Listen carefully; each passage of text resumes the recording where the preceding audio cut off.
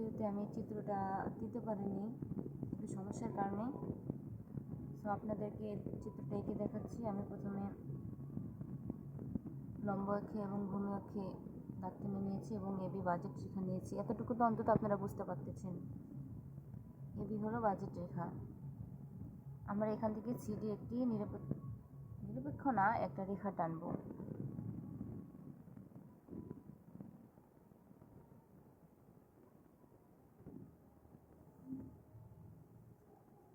এটা হলো আপনার সি এবং এটা হলো ডি রেখা। এখন আমাদেরকে এখানে এই একটি নিরপেক্ষ রেখা IC1 আঁকতে হবে। এটা হলো বাজেট রেখা এবং সিডি রেখার মাঝামাঝিতে। এটা আমরা চাঁদার সাহায্যে আঁকতে পারি, হাত দিয়ে আঁকতে পারি। তো আপনারা যদি চান চাঁদা দিয়ে চেষ্টা করবেন, হয়ে গেলে তো আলহামদুলিল্লাহ ভালো। আমি আপনাদেরকে এঁকে দেখাচ্ছি।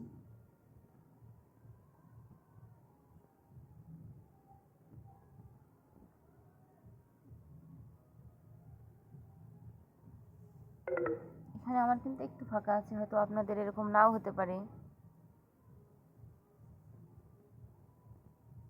এই বিন্দুতে একটা হবে, এই বিন্দুতে একটা হবে। এগুলো আমাদেরকে দাগ টেনে দিতে হবে।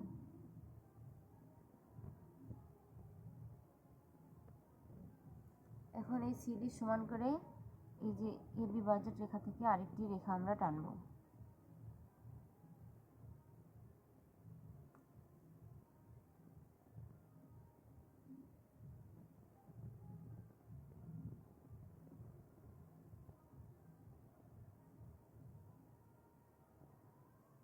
এটা হবে আপনার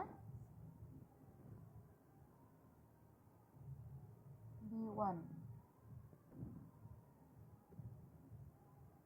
এটা আমাদের ছিল X1, এটা ছিল X2,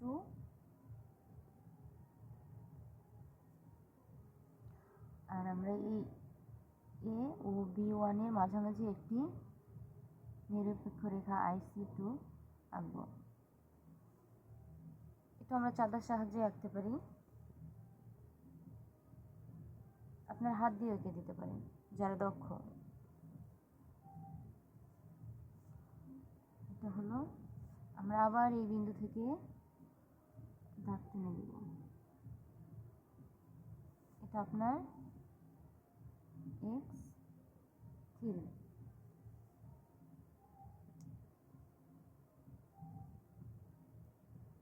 এটা IC1, এটা IC2। এ বিন্দু, বি বিন্দু, সি বিন্দু। লম্ব অক্ষে হবে Y দ্রব্য, ভূমি অক্ষে হবে X দ্রব্য। এটি আপনার স্বাভাবিক দ্রব্যের ক্ষেত্রে আমরা এখানে লিখে দিতে পারি স্বাভাবিক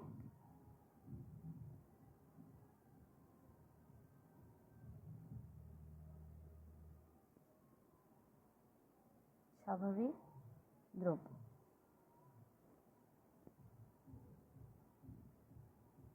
আমি আসলে জানি না আপনারা আমার চিত্রটা বুঝতে পারছেন কি না।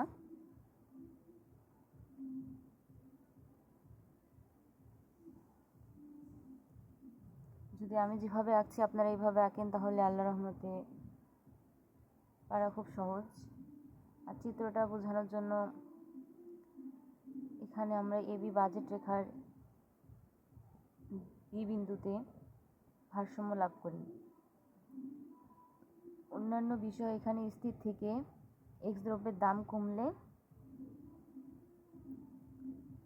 নতুন বাজেট রেখা AB1 পাওয়া যায়। এখানে বিষয়টি এটা হলো অন্য সকল বিষয় স্থির থেকে এখানে কিন্তু একটি দুটি বলেনি, বলছে অন্য সকল বিষয় স্থির থেকে এক্স দ্রব্যের যখন দাম কমবে তখন নতুন বাজেট রেখা আমরা AB1 পাবো।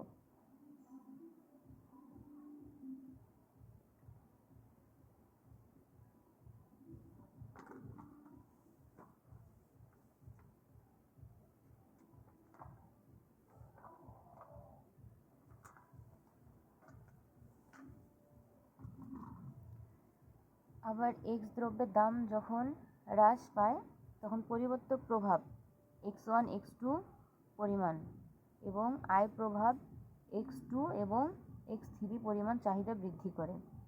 এজন্য পরিবর্তক ও আয় প্রভাব ধনাত্মক হওয়ায় এক্স দ্রব্যটি স্বাভাবিক। আপনারা যদি বুঝতে না পারেন চিত্রের ব্যাখ্যাটা আমি আবার বলতেছি। চিত্রে এক্স দ্রব্যের দামের হ্রাসের ফলে পরিবর্তক প্রভাব x1 থেকে x2 পরিমাণ এবং x2 থেকে x3 পরিমাণ চাহিদা বৃদ্ধি করে। ফলে পরিবর্তক দ্রব্য ও আয় প্রভাব ধনাত্মক হওয়ায়, এখানে কিন্তু আপনার লক্ষ্য করার একটি বিষয় হচ্ছে পরিবর্তক ও আয় প্রভাব ধনাত্মক। স্বাভাবিক দ্রব্যের ক্ষেত্রে পরিবর্তক ও আয় প্রভাব দুটোই কিন্তু ধনাত্মক অবস্থায় থাকে, আর যার ফলে এক্স দ্রব্যটি স্বাভাবিক অবস্থায় বিরাজ করে। আশা করি আপনারা এটা বুঝতে পারছেন। স্বাভাবিক দ্রব্যের ক্ষেত্রে ইনশাল্লাহ আমি পরের ইয়েতে আপনাদেরকে নিকৃষ্ট দ্রব্যটি এঁকে দেখাবো। সবাই ভালো থাকবেন। আসসালামু আলাইকুম।